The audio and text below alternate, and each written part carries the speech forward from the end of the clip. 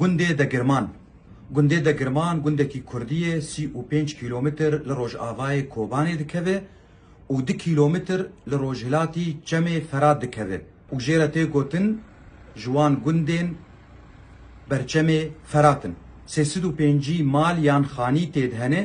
بێتری 300 مالی جوان کوردن یێدن jî عەرەبن karê çandiniyê û xwedîkirina ajalan dikin